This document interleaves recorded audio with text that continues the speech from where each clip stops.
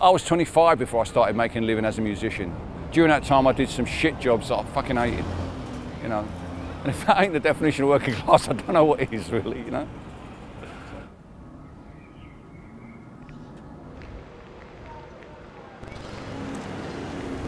Growing up in Barking in the 60s and 70s was quite exciting. You know, the Ford factory was employing 40,000 people. Barking Station here, well, you can see it was built around the time I was born to be a hub for people coming in from Essex, plugging into the underground. The big trains come here, you can get to Southend, you can get to the city. It was exciting.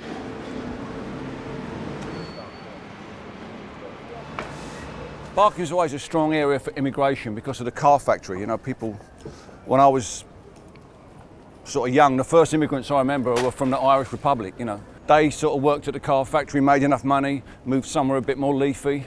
They were followed by Afro-Caribbeans coming to work at the car factory. They made the money, moved somewhere leafy. They were followed by first people from India, then people from Pakistan, then people from Bangladesh. They, you know, they all came for the same reason why my great-grandfather came here. You know, he came to work at the gas factory at Beckton in the 1860s. He just wanted a better life than for his kids than his parents had had. So that, while the car factory was in full flow, that's what it did for people. It transformed their lives. It put money in their pockets and sent them off into the world.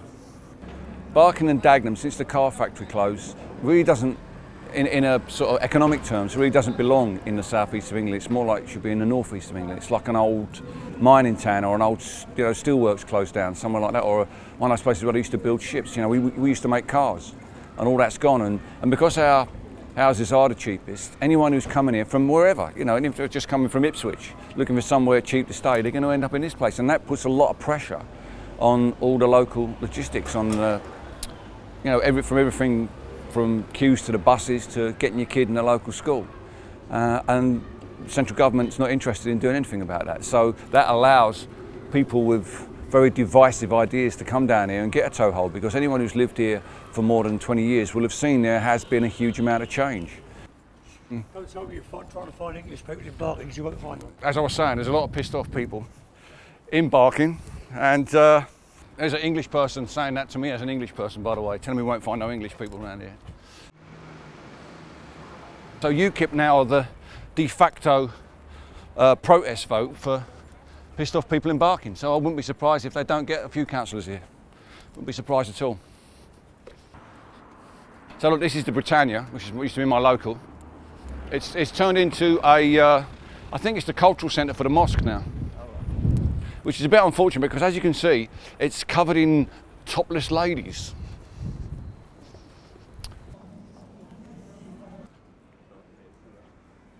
I'm really surprised to see the Bulls boarded up, and it's not good. We lost a lot of pubs in the last 5 or 6 years. We are losing a social culture.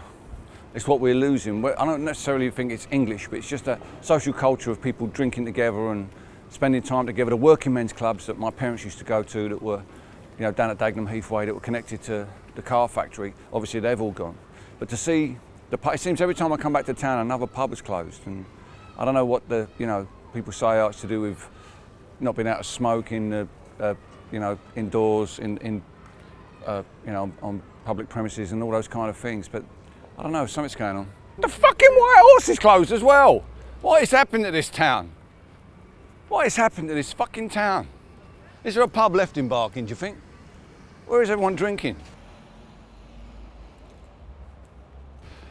These houses were built around 1900 when the centre of the town moved from the harbour to the railway station.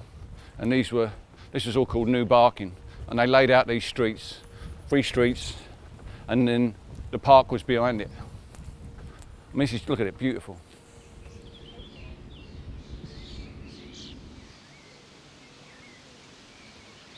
We used to play football on this green when I was first able to come in the park on my own.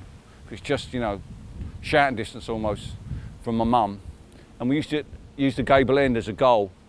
The guy used to come out and shout at us. He was a Polish guy. He used to come out and chase us away. And my dad said to me once, you know, you shouldn't get him angry. He was in the Polish resistance during the war.